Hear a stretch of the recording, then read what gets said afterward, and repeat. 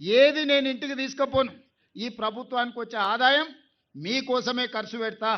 ఇవాళ రేషన్ కార్డులు ఇచ్చిన మాట వాస్తవం కాదా అక్క? అడిగిన వాళ్ళకల్లా ఇవాళ మా అక్కలు చెప్పాలి, సన్నబియ్యం వస్తున్నాయా లేదా అక్క?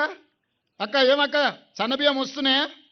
ఇవాళ సంటి పిల్లలకు కూడా అన్నం వండి పెడుతురు కదా, బస్సులో ఉచితంగా ప్రయాణం చేస్తురు కదా, 200 యూనిట్లు ఉచిత కరెంట్ వస్తుంది కదా.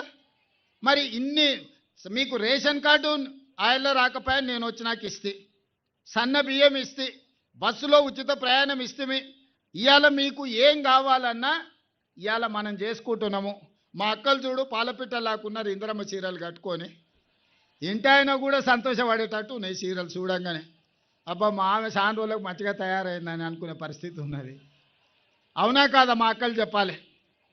ఇంత మంచి పాలపిట్ట కలర్ ఇవాళ మొత్తం పాలపిట్టలాగా కనిపిస్తున్నది. దసరా పండుగ నాడు పాలపిట్టలాగా మా అక్కలు ఇంద్రమ్మ చీరలు కట్టుకొని. అంతకుముందు బతుకమ్మ చీరలు చేంజ్ చేసిరమ్మా, పిట్టలను బెదిరియానికి బాయికాడ కట్టి వచ్చేది. ఎప్పుడైనా బతుకమ్మ చీర కట్టుకున్నారా అక్క? మీరు నిజంగా ప్రశాంతంగా ఆలోచన చేసి అన్నం తిన్న తర్వాత ఇంటికి పోయినాక ఈటీవీ మా టీవీ సీరియల్ చూసినాక అన్నీ బంద్ చేసి 5 నిమిషాలు ఆలోచన చేయండి కళ్ళు మూసుకొని. 10 ఏళ్ళలో ఇందిరమ్మ సీరియల్ ఇస్తే ఎప్పుడైనా కట్టుకుర్రా? ఆనాడు ఇందిరమ్మ సీరియల్ వాళ్ళ బతుకమ్మ సీరియల్ 10 ఏళ్ళలో పరిస్థితి ఎట్లుండే, ఈనాడు ఇందిరమ్మ చీరల పరిస్థితి ఎట్లుండే మీరు ఒక్కసారి అంచనా వేసుకోండి. ఈసారి రంగు ఇచ్చినాం, మళ్ళీ తయారైతున్న ఇంకో రంగులు వస్తాయి. మళ్ళీసారి ఆ కొత్త చీరలు కూడా మంచిగా కట్టుకోనికే ఇప్పుడు ఇప్పటికే 4 సార్లు సమీక్ష చేసిన. ఈసారి ఇంత మంచి చీర ఇచ్చినాం అంటే ఇంకా మంచిది కోరుకుంటారు మా ఆడబిడ్డలు. ఈసారి ఇంకా మంచిగా ఉండాలి, రంగు మంచిగా ఉండాలి, రంగు ఓకుంటూ ఉండాలి, కట్టుకుంటే పండుగ వచ్చినట్టు ఉండాలని. అందుకే ఇవాళ ఇన్ని మంచి కార్యక్రమాలు చేసుకుంటున్నాం. ఈ 99 రోజుల ప్రజాపాలన ప్రగతి ప్రణాళిక కార్యక్రమాన్ని ఆడబిడ్డలందరూ నిండు మనసుతోనే ఆశీర్వదించండి. మన ప్రాంతాన్ని అభివృద్ధి చేసుకుందాం.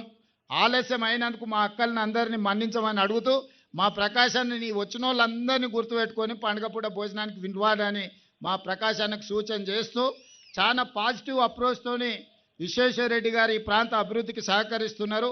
పార్లమెంట్ సభ్యుడిగా వారిని కూడా అభినందిస్తూ, అభివృద్ధి విషయంలో రాజకీయాలు లేవు, ప్రభుత్వ ప్రణాళికలో రాజకీయ ఉపన్యాసాలు కూడా తావు లేదు.